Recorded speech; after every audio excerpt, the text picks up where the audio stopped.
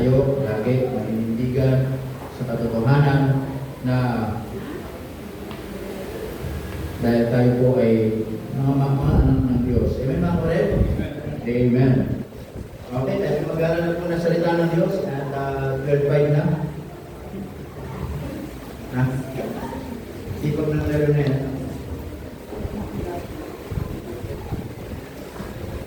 Sobrang sipag, nag-stop na. Hindi yun. Pero kayo na, let's go. Amen? Sige po, layas ng mga juniors. May sa klase nyo. Ha? Amen. Iiwalay mo na. Lubos-lubusin nyo na yung pag-iit ng juniors nyo. Then next year, graduate na kayo. Diyan, people na kayo. Tama? Amen? Graduate nyo mga yan. Mga juniors nyo, pero mga itong bumala. Amen. Okay, tayo mag-aaral po ng salita ng Diyos at buksan po natin yung mga Bible po natin. Tama? Sa aklat po ng Isaiah chapter 30 verse 21. Okay, Isaiah chapter 30 verse 21.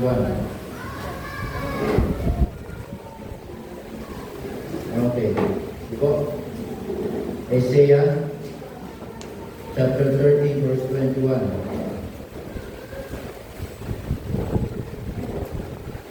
30:21. Okay. Alright, nakita nyo na? So, ito po sabi ng Prophet Isaiah, Isaiah chapter 30, verse 21. Ang sabi po ng Bible po dyan, verse 21, it says here, "And thine ears shall hear a word behind thee." Amen? Saying, "This is the way, walk ye in it, when ye turn to the right hand, and when ye turn to the left." Ulitin natin. Ang sabi, ang inyong mga tenga ay makakarinig ng boses sa likuran ninyo na magsasabi, ito yung dapat ninyong daanan kung kayo ay liliko sa kanan o liliko sa kaliwa. Amen mga kapatid? Now, what Prophet Isaiah talking about mga kapatid? He's talking about Christ's guidance. Amen? How to walk in Christ's guidance. Tayo mag-pray. Panginoon, salamat po ng marami sa umagang ito. Salamat po sa inyong biyaya. Help us, Lord, as we study your word. Tulungan niyo po kami ngayong umagas. Tulungan niyo yung mga anak at help them, Lord, to be attentive and give them an open-minded heart, open-minded and open mga puso so that the Word of God that is going to preach this morning ay maunawaan po namin at maging pagpapala po sa amin. Salamat po sa pangalan ni Jesus. Amen. Okay, you now take your seat. Okay. So maliwanag po ang sabi ni Prophet Isaiah diyan, mga kapatid. Sabi ng Bible in verse 21, "And thine ears shall hear a word." Ang inyong mga tenga ay makakarinig ng mga salita o mga magsasabi sa inyo behind you. Ibig sabihin, there is somebody behind you na nagsasabi, huwag kang liliko, ito lang yung lalakaran mo. Amen? Na nagsasabi, huwag kang iinto, magpatuloy ka. Na nagsasabi, ang sabi ng Biblia dyan, this is the way. Ito yung tamang lakaran. Ito yung tamang tahakin. Kung lalakad ka sa kaliwa o lalakad ka sa kanan, ang sabi ng Bible, dito ka lumakad. Amen mga kapatid? Yun yung sabi ng Prophet Isaiah. Ang sabi ng Bible, John chapter 16, verse 13, mga kapatid. John chapter 16, verse 13. John chapter 16, verse 13. Ang sabi mo ng Bible po dito, mga kapatid. In John chapter 16, verse 13, it says, "Howbeit, when he, the Spirit of truth," ano sabi? "is come," kung ang Espiritu ng katotohanan ay dumating. Ang sabi ng Bible dyan, "He will guide you into all truth." Gagabayan ka sa lahat ng katotohanan. For he shall not speak of himself, sapagkat hindi siya magsasalita para sa kanyang sarili. But whatsoever he shall hear, that shall he speak, and he will show you things to come. At kung ano man yung kanyang maririnig, yun yung kanyang ituturo sa iyo at patungkol sa mga bagay na darating. Amen mga kapatid? So nakita po natin dito, mga kapatid, na ang buhay natin ay hindi po pwedeng tayong nasusunod. Amen? That we are living in a noisy world, confusing world. Amen? Sa mga mundong hindi mo alam sinong papakinggan mo. Sa mundong ito na hindi mo alam kung ano yung tatahakin mo. Sa mundong ito hindi natin alam saan tayo tutungo. Amen mga kapatid? That's why sabi ng Bible, there is a Holy Spirit and there is a word behind us na magsasabi, hindi ko kalumakan. Tama? Kung ikay liliko sa kanan, liliko sa kaliwa. Kaliwa, sabi ng Bible, tumayo ka, lumakad ka kung saan ka lang dapat lumakad. Alam niyo, minsan, bilang mananampalataya, maraming napapahamak kapag hindi nakikinig. Amen? It doesn't mean that we are saved and we don't need guidance from the Lord. It doesn't mean na tayo manganak ng Diyos and yet hindi na natin kailangan ng gabay ng Panginoon. Amen? Na hindi natin pwedeng sabihin, hindi Krisyano na ako, hindi ko na kailangan ng Biblia, hindi ko na kailangan ng gabay, hindi ko na kailangan ng Diyos, hindi ko na kailangan ng guidance sa aking buhay. Marami pong mga mananampalataya, mga kapatid, na ayaw nila ng gabay, mga napahamak sila. Tama? Para pa yung mga sanggol, papabayaan ba natin yung mga baby hanggang hindi pa nila kaya maglakad? Diba, they need our guide. Amen? Lagi inaalalayan natin. Lagi tinutulungan natin. Even na sila matutong maglakad, kailangan pa rin natin sila ng gabayan. Tama? Even na sila makapag-aral sa elementary, kailangan pa rin natin silang gabayan. Amen mga kapatid? Even makapag-aral sila ng high school, kailangan pa rin natin silang gabayan. Even makapagtapos sila, makapagtrabaho, makapag-asawa, nandiyan pa rin tayo bilang magulang kasi kailangan pa rin natin ng gabay para sa, kailangan pa rin tayo bilang gabay ko nila. Amen mga kapatid? You know why?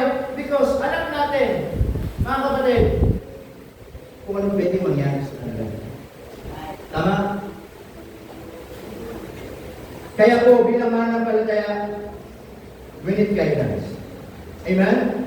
Hindi natin pwedeng sabihin, mga kapatid, na tayo ay mamumuhay sa sarili nating paraan, mamumuhay sa sarili nating kagustuhan, na without the guidance of the Lord Jesus Christ. Hindi ibig sabihin, mga kapatid, natapos ka sa isang kilalang eskwelahan, alam mo na kung ano gagawin mo. Hindi ibig sabihin, mga kapatid, marami tayo mga bagay-bagay dito sa mundo, alam na natin kung anong diskarte ng buhay natin.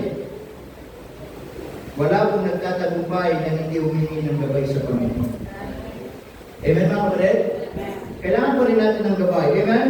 So how to walk in Christ's guidance? Number one. Okay? Number one, ask for His guidance. In James chapter 1 and verse 7, mga kapatid. In James chapter 1 verse 7. Ang sabi ng Bible dyan, in James chapter 1 verse 7.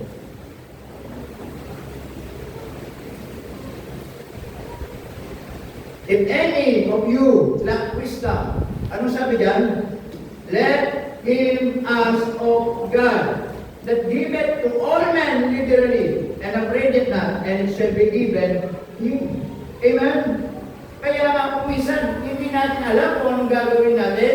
Mga kapatid, ano sabi ng Bible dyan? Humingi tayo ng wisdom sa Panginoon. Amen? At humingi tayo ng guidance sa Panginoon. Tama po ba? Maliwanag po dyan. If any of you lack wisdom, ano sabi doon? Let him ask of God. Amen? Bago ka mag-desisyon, humingi ka muna ng gabay sa Panginoon. Bago ka gumawa, humingi muna tayo ng gabay sa Panginoon. Kahit alam na natin ang bagay-bagay, kahit marunong na tayo, kahit meron tayong mga resources, kailangan pa rin natin ang gabay ng Panginoon. Amen mga kapatid? Kaya minsan maraming napapahamak, maraming nawawala sa landas, maraming hindi na lumalakad sa mabuting lakaran, kasi maraming mga tao, mga kapatid, sila dumidepende sa kanilang mga sarili. Kaya ko na, alam ko na, marunong na ako, di ko na kailangan ng Diyos. Sabi ng Bible dyan, kahit anumang meron ka sa buhay mo, kailangan mo ng gabay ng Panginoon. Amen po ba mga kapatid? And remember, when we accepted the Lord Jesus Christ, mga kapatid, we accepted Him as our Lord and Savior. Amen? Kaya nga sinabi Panginoon, kasi siya yung mangunguna muna sa atin bago tayo. Kaya nga tinanggap natin siya bilang Panginoon. Siya yung masusunod muna bago tayo. Amen mga kapatid? Sa bawat gagawin natin, lagi natin ikukonsulta, ito ba'y para sa Panginoon? Ikukonsultahin natin lagi ang Panginoon. Amen? Eh, sabi ng Bible dyan, mga kapatid, if any lack of you, ano sabi dyan? Lack wisdom, let him ask of God. Alam niyo, napaka-importante yung tinatawag na karunungan mula sa Panginoon. Amen? Ang mundong ito, binigyan tayo ng karunungan, pero karunungan ng mundo. Tama? Sa ating paaralan, ituturo sa atin ang karunungan mula kung ano yung mga matututunan natin sa paaralan at hindi karunungan mula sa Biblia. Tama? Dito sa mundo, ibibigay sa atin human knowledge. Pero ang tanong, nasa yung karunungan mula sa Diyos. Amen? Eh sabi ko nga, kahit ano pong makamtan natin sa buhay, kahit anong estado natin sa buhay, huwag lagi tayo maging marunong sa Diyos. Amen po ba? Lagi natin konsultahin ng Panginoon. And kahit sa mga desisyon natin sa buhay, Panginoon, ito ba yung kalooban mo? Tama? Ang nangyayari minsan, para pag pinipilit natin pasunurin ng Diyos sa mga sarili nating kagustuhan. Amen mga kapatid? Na para pa meron mga bagay sa buhay natin na ito yung gusto natin. Gusto natin ng Diyos, may pilit natin na pumabor sa gusto natin. In fact, mali po. Kailangan na lagi sabi ng Bible kung ano yung kalooban ng Diyos. Amen mga kapatid? Sabi ng Bible, Matthew chapter 7 and verse 7. Matthew chapter 7 verse 7.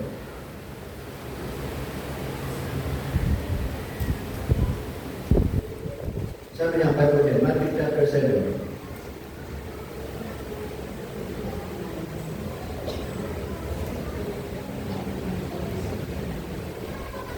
Sabi ng Bible din, Matthew chapter 7 verse 7, sabi, ask and it shall be given you. Seek and you shall find. Knock and it shall be opened unto you. Amen? So pag humingi ka ng wisdom, humingi ka ng karunungan, bibigyan ka ng Panginoon. Amen mga kapatid? Kaya minsan maraming mga taong mananampalatayang nawawala sa daan, hindi humingi ng karunungan sa Panginoon. Amen? Maraming mga kabataan na nasisira ang buhay, maraming nagmamarunong.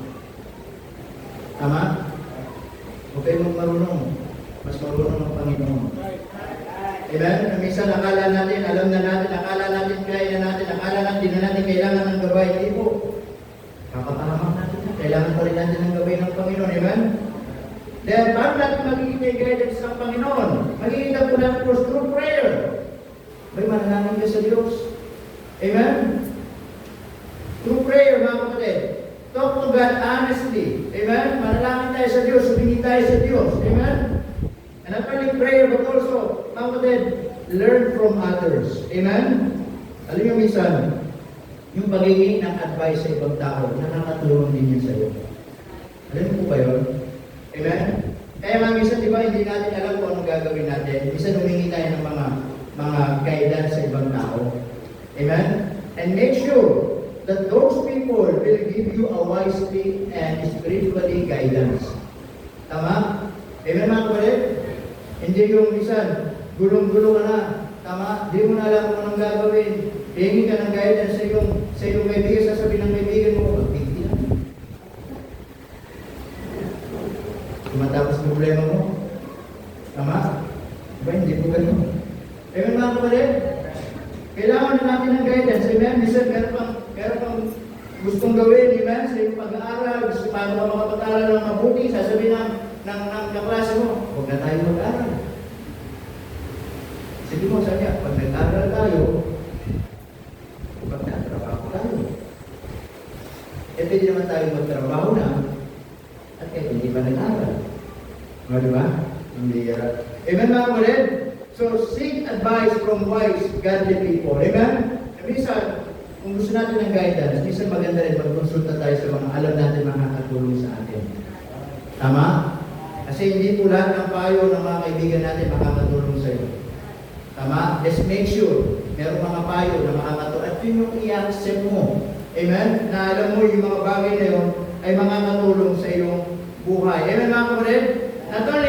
Not only ask for guidance, but how to walk in Christ's guidance. But the second thing, mga kapatid, use your Bible. Use your Bible. Sabi ng Bible in Psalms 119 verse 105. Sabi ng Bible, Psalms 119. Ito po natin. Alam ko yung verse ito, di ba? Psalms 119 verse 105. Ano sabi ito? Thy word is a lamp to my feet and a light. Kailangan natin ang Biblia. Amen mga kapatid? So how to walk in Christ's guidance? Of course, we need the Bible. We need the Word of God. Amen? God guide us through His Word. Amen? And through the work of the Holy Spirit. The Bible is, mga kapatid, is like a map na para magituturo tayo kung saan yung tamang daan.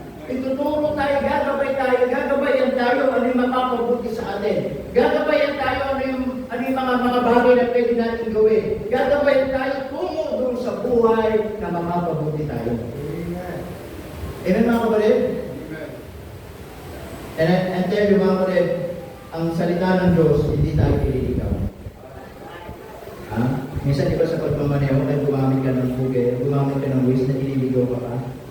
Dadali ka doon sa shortcut. Sabi niya, turn left to the right. After 1 minute, ay sabi, meron daw hams, meron ba? Nalampasan mo na yung hams bago ka nagsalita. Tama. Minsan lalo na pag may wala kang road, wala kang terway-way. Sabi, susundan mo yung ways, ililigaw mo. Sabi, dadaan ka dito, shortcut lang yan, malapit lang. Naalala ko yung nabalitaan dati, tinando siya ng ways sa shortcut. Pispa ng dadaanan niya. Bira. Doon sa dinaan eh. Tama? Okay, lalo na kung sa Manila. Yes. Pwede tayo independent, but not totally doon tayo independent. Isa nga, kahit magtanong ka, doon lang yan, liligo ka lang yan. Pag napagtanong mo, lalo kang niligaw. Tama mga kulit? Pero, what the point is this? But the Bible, hindi tayo nililigaw ng salita ng Diyos. Ang sabi ng Bible, mga kapatid, thy word is a light unto my path, and sabi doon, a lamp unto my path, and a light unto my feet. Siya yung ilaw ng ating pong mga paa. Amen? Kaya nga po mga kapatid, hindi tayo makakarating sa paroroonan natin kung ang Biblia hindi natin magiging gabay sa buhay natin.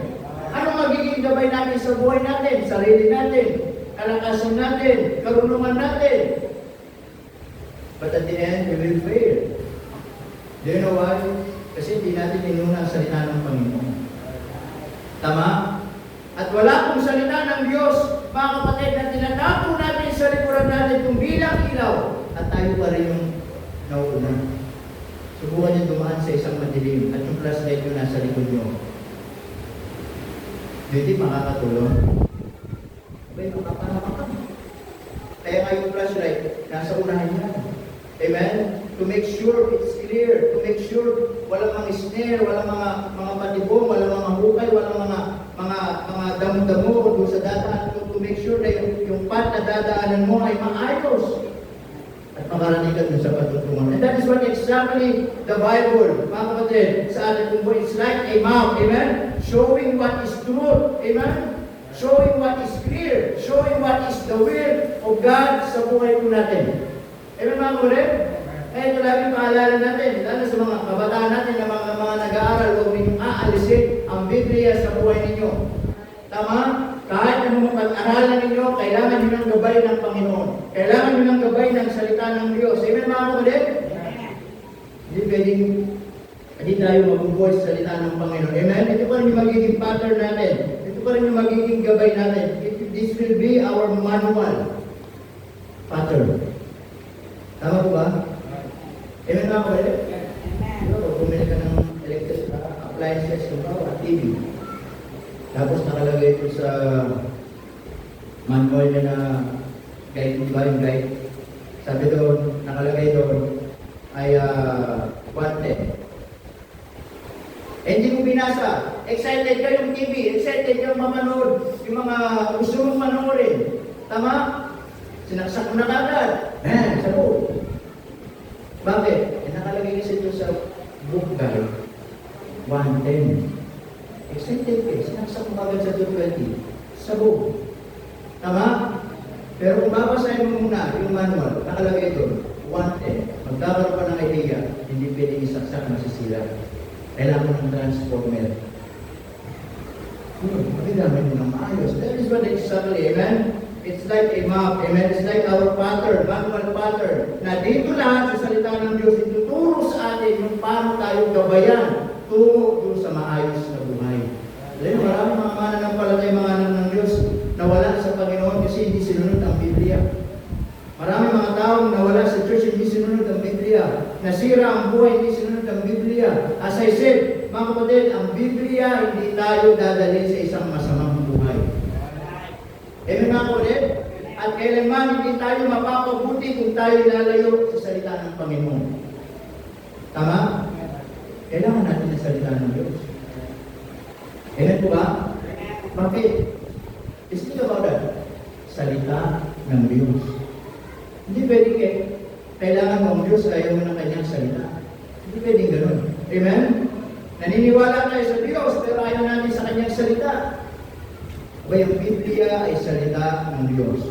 Dito ituturo practically kung mga bagay na pwedeng ituro sa atin. Amen? Bible study namin noong Friday.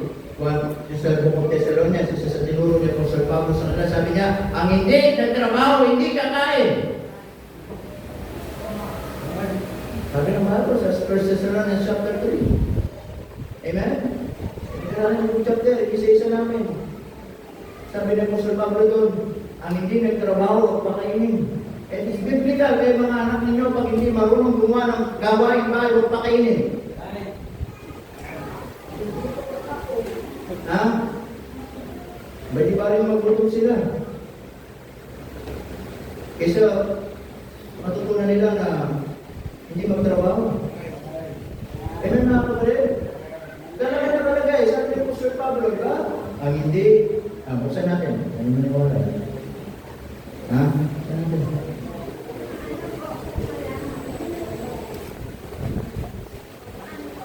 Paano walang pagkain? Ang hindi kakain, magtiis. Magtiis hanggang wakas. Magugutom pa din.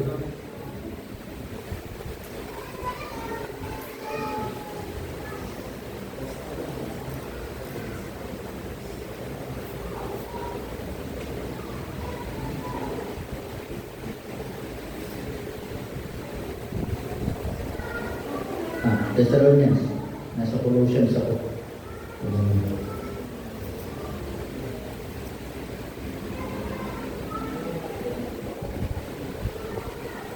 Okay. Sabi ng Bible dito sa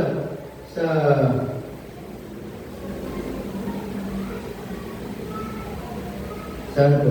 Second Thessalonians pala. Second Thessalonians, sorry. Okay.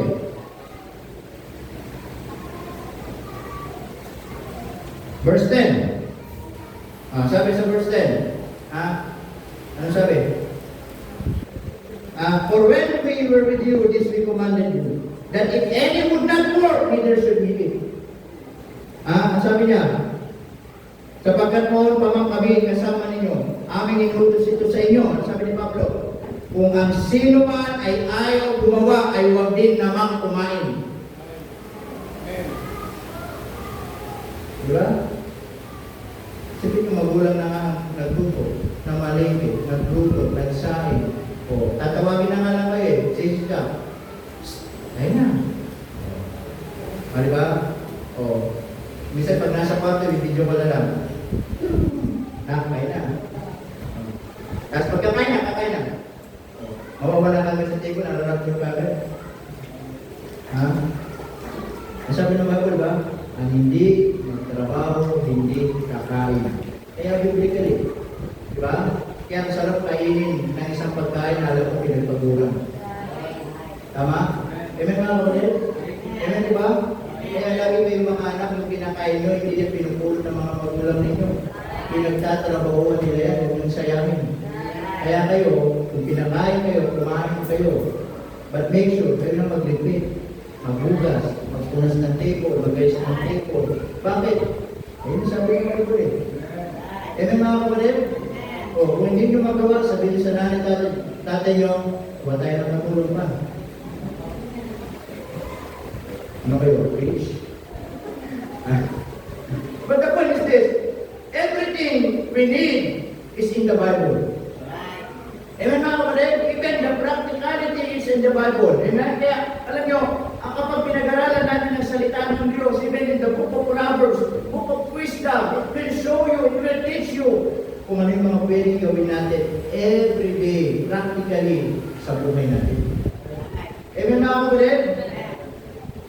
Kaya kailangan natin ang Biblia, use your Bible as your guide. Amen? And not only that, not only that mga kapatid, number 3, obey what it says.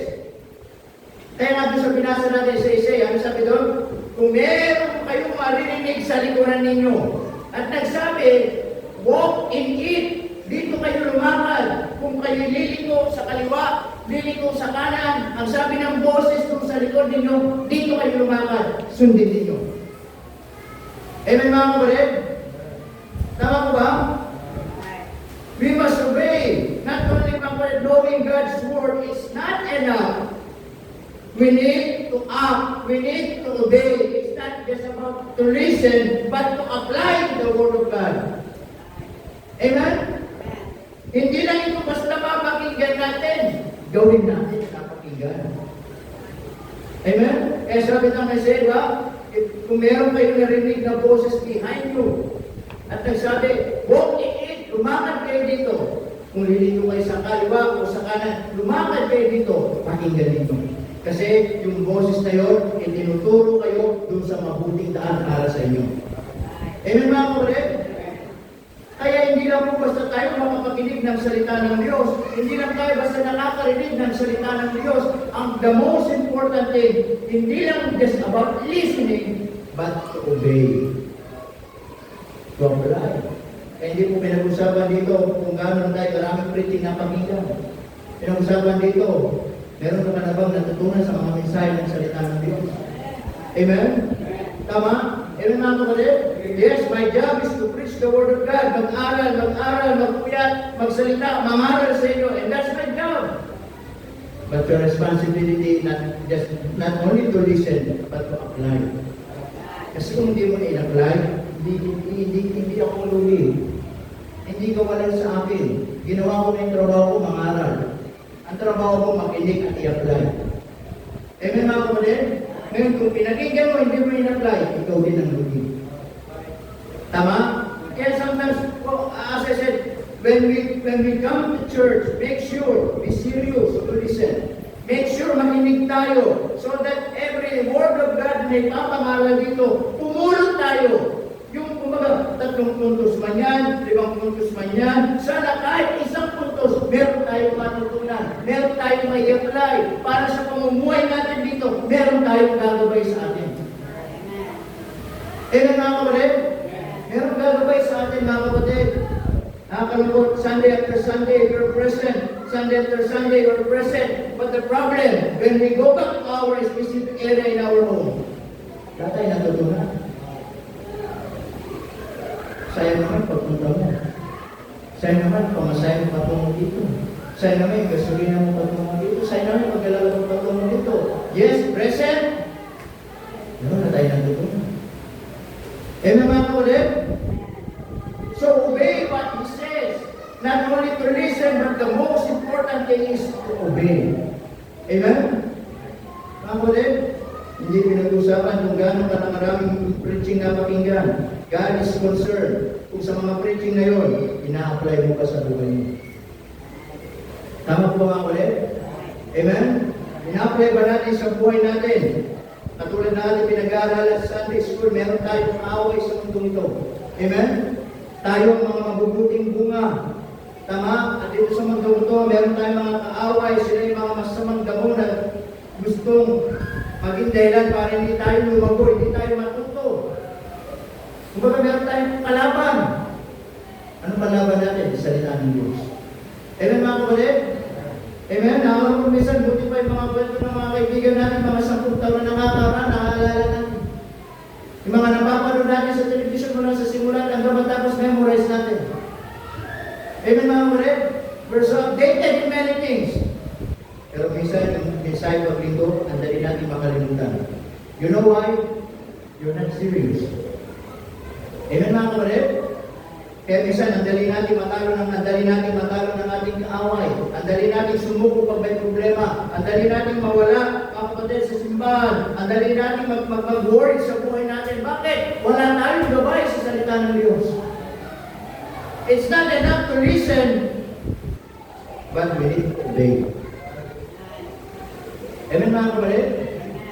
Amen po ba? Parang ganito yan eh. Nangaral ako, huwag pabayaan ang araw ng pagkakatipon. Narinig nyo? Nung Sunday, absent ka. Sabihin, hindi mo ginawa. Tama? Pero pag present ka, in-apply mo. That's what exactly what the Bible says. Amen mga kapatid? We must act quickly. Amen? Follow fully. Keep going. Tama? Kung ano napakinggan natin, tama, ituloy natin.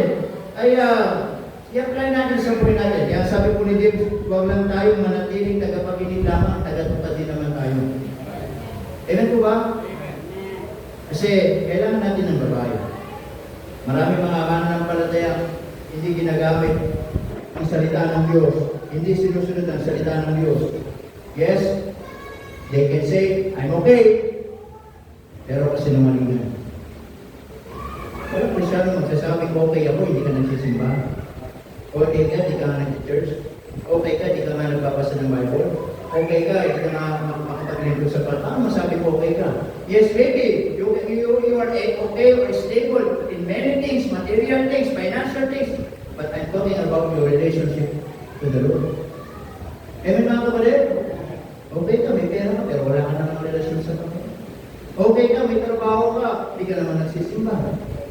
Okay ka, mga kapatid, ay meron ka mga bagay-bagay dito sa mundo, ay di ka naman nagbibigay sa Panginoon. Tapos okay ka? Ay, sinamali. Tama mga kapatid? So, obey what it says. Amen? And lastly, mga kapatid,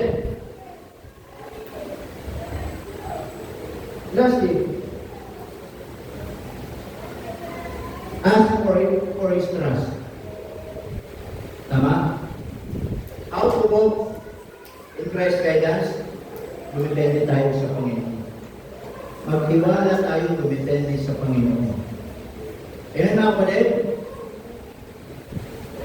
trust His plan. Ayan ang sabi ng bago, di ba? In Proverbs chapter 3, in verse 5 to 6. Ano sabi doon? Proverbs chapter 3. Proverbs chapter 3, verse 5 to 6. It says, trust in the Lord with all thine heart and lean not unto thine own understanding. Yes, kahit may understanding ka. Yes, kahit may pinag-aralan ka. Yes, kahit may trabaho ka. Yes, kahit alam mo na yung mga bagay-bagay na meron ka. Hindi pa rin enough yan para maging successful ka. And to become a successful, magtiwala tayo, nubibende sa ating Panginoon. Amen mga kapatid? Tama? Lumipende tayo sa Panginoon. Kaya sabi ng Bible dyan, yes, you have your understanding, but trust in the Lord with all thine heart and lean not unto thine own understanding. Huwag kang didepende sa diskarte mo, huwag kang didepende sa karunungan mo, huwag kang didepende sa kakayanan mo, magtiwala ka sa kakayanan ng Panginoon. In all thy ways, acknowledge Him, and He shall direct thy paths. Amen mga kapatid? In all thy ways, in all your ways, in all your plan, acknowledge Him, recognize Him, and trust Him. Amen mga kapatid? Hindi pinag-usapan dito kahit may pinag-aralan ka, ayaw mo na. Hindi pinag-usapan dito kahit maganda yung trabaho, kaya mo na. Pinag-usapan dito lagi, depende ka sa Panginoon. Amen? Sabi na ba, in all thy ways. Ano sabi niya? Acknowledge Him. In every decision that you make, kahit maliit lang yan na decision, kahit maliit na bagay lang yan, lagi pinukonsulta ang Panginoon. Amen po mga kapatid? Bakit? Kasi yun yung magiging gabay natin sa buhay natin. Amen? Hindi tayo makakarating sa paroroonan natin na kung lagi sa kakayanan natin tayo aasa. Marami ng mananampalatay umasa sa kanilang sariling galing. Mananampalatay umasa sa kanilang sariling kakayanan. But at the end, they fail. At the end, mga kapatid, hindi sila nakarating doon sa dapat patutunguhan nila. Bakit? Kasi baka hindi yung plano ng Diyos sa kanila, ito yung plano ng Diyos. Amen, mga kapatid? Kaya nga lagi tayong dumipende, mga kapatid, sa plano ng Panginoon. Pag-iwalaan natin ang plano ng Panginoon sa buhay natin. Amen po ba? Dahil kung ano man yung plano ng Panginoon, mga kapatid, hindi makakasama sa iyo. Amen? Hindi makakasama sa iyo. At kung ano yung plano ng Panginoon, hindi magiging nadla para makakalayo ka sa Panginoon. Amen? Kaysa yung sarili ng ating plano, tingin natin mabuti, pero makakalayo tayo sa Panginoon. Minsan yung sarili nating diskarte, akala natin pwede, pero hindi pala pwede, mapapalayo tayo sa Panginoon. Walang plano ng Diyos sa buhay natin na mapapalayo tayo sa Kanya. Lahat ng plano ng Diyos sa buhay natin, paraan ng Diyos lagi para lalo tayo maging closer sa Panginoon. Ano na yung mga ulit? Ano gagawin natin? Pagtiwala natin ang plano niya. Amen? How to walk Christ's guidance. Number 1, ask for His guidance.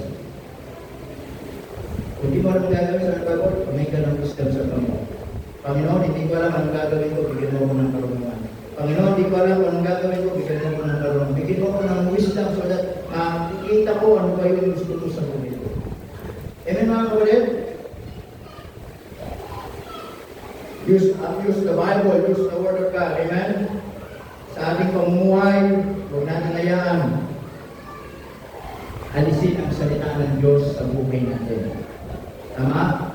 Because the more that we refuse the Bible, the Word of God in our life, then we become weak. Hina tayo nanghihina. Tama nga ulit? Hina tayo. Spiritually, maghihina tayo.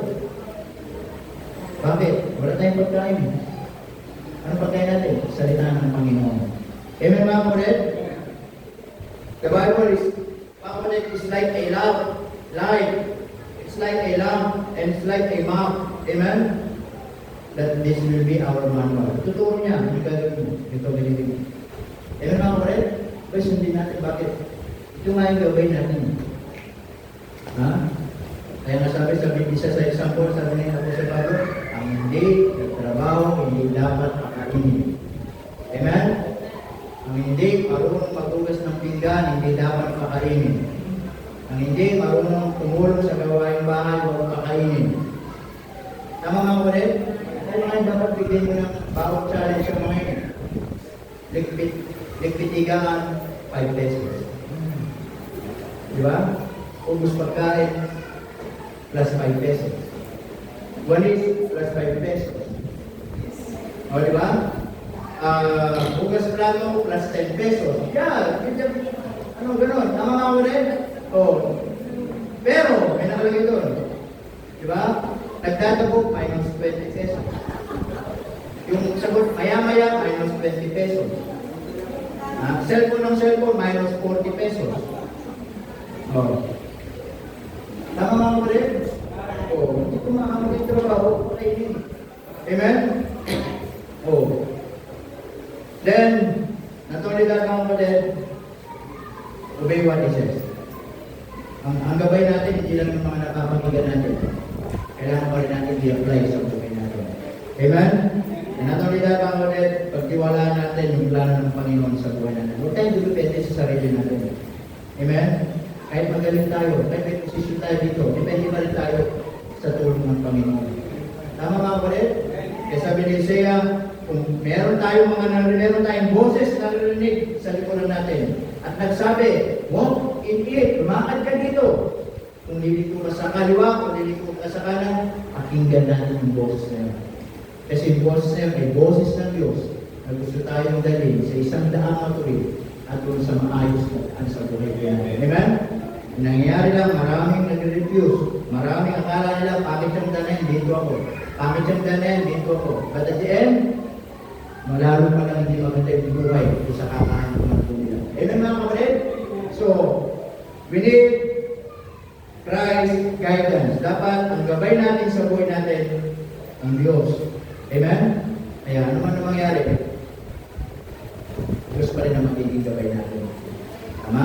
Everywhere, anywhere, Diyos pa rin ang gabay natin. And let me say this, hindi tayo bibigyan ng Panginoon. Amen? Hindi tayo bibigyan ng Panginoon. Tayo po natin tumayo at manalangin sa Panginoon. Let's pray. Maraming tayo. Dakilang Diyos, maraming salamat po muli sa umagang ito. Salamat po sa inyong bigaya. And we thank you, Lord, for reminding us through your word. Salamat po sa paalala na kailangan namin ng gabay. Kahit marunong kami, kahit may pinag-aralan kami, kahit sino man kami, may posisyon dito sa lupang ito, ano man yung katatayuan namin, huwag kami didepende. Kundi kailangan pa rin namin ng gabay ninyo, Panginoon, sa buhay po namin. Tulungan niyo po kami na lagi lumakad doon sa daang matuwid, doon sa daan na nandoon ang inyong kalooban sa buhay po namin. Ang aming pamilya, ang aming mga anak, lagi niyo ilagay sa tamang daanan. Ang ating mga ulo na katungo, mga mata na kapigil, marahil na salita ng Diyos ay inang-usap po sa atin ngayong umaga at gusto natin lumapit, hingin ang tulong ng Panginoon ngayong umaga nito. Sabi natin, Panginoon, tulungan niyo kami lumakad sa maayos na lakaran. Tulungan niyo kami lumakad sa kung saan kami mapapabuti. Tulungan niyo kami lumakad doon sa daan kung saan kami magiging masaya. Doon sa daan kung saan kami magiging mapagpasalamat. Doon sa daan na kung saan kami magiging makontento. Doon sa daan na matututunan namin kahit simpleng mga bagay maging masaya kami. Doon sa daan na lagi kami magpapasalamat. Doon sa daan na lalo namin kayo mas makikilala, Panginoon. Kung yan ang panalangin natin, hingin natin sa Panginoon. Na ilagay tayo doon sa daan na matuwid. Daan na kung saan ay mas i-enjoy natin kahit may mga problema, kahit may mga pagsubok, kahit may mga pinagdadaanan. Alam natin sa daan na yun, meron isang nagsasalita sa likuran natin. Sasabihin, diyan tayo lalakad. Diyan tayo lalakad. Nasasamahan tayo ng Panginoon. Kung yan ang panalangin natin yung umaga, bakit tayo lumapit sa damunahan at panalangin sa Panginoon. Kung marahil ngayon ay nakikita mo ang buhay mo, dumidepende ka lang sa sarili mo. Kaya hanggang ngayon, hindi mo pa rin makita ang kalooban ng Diyos. It's not too late. It says, trust in the Lord and lean not unto thy own understanding. Acknowledge Him in all thy ways, acknowledge Him, and He shall direct thy paths. Kailangan natin ang gabay ng Panginoon sa bawat desisyon, sa bawat gagawin namin. Kailangan natin ang gabay ng Panginoon. Because without Christ's guidance, we will fail. Without Christ's guidance, we are in destruction. We are in danger. And then, akala natin, mapapabuti tayo. Yun pala, lalo magiging magulo ang ating pagbubuhay. Kaya lagi, ask God's guidance in our life.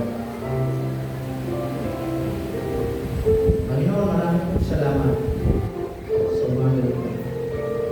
Salamat sa iyong biyaya sa buhay namin, sa paalala na kami po ay lagi lumakad.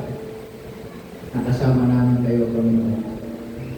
Palayan po bawat isa na lagi kayo at ang salita ninyo, ang mga pangako ninyo, ang magiging gabay namin araw-araw sa buhay po namin. Palayan po kami sa pangalan ni Jesus sa buhay ng wala. Amen. Amen. Praise the Lord. And you may not take your seat. Amen. And